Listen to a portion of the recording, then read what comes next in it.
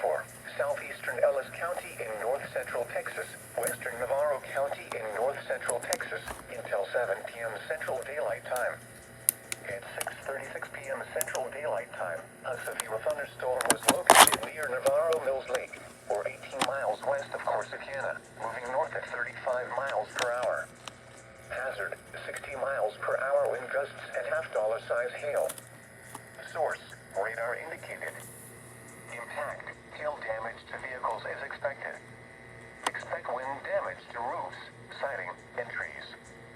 This severe thunderstorm will be near Blooming Grove around 6:40 p.m. Central Daylight Time. Other locations impacted by this severe thunderstorm include Foreston, Emhouse, Howard, Dresden, Avalon, Pelham, Frost, Navarro Mills, and Rice. This includes the following highways: Interstate 35 between mile markers 391 and 392. Interstate 45 between mile markers 244 and 245. For your protection, get inside a sturdy structure and stay away from windows.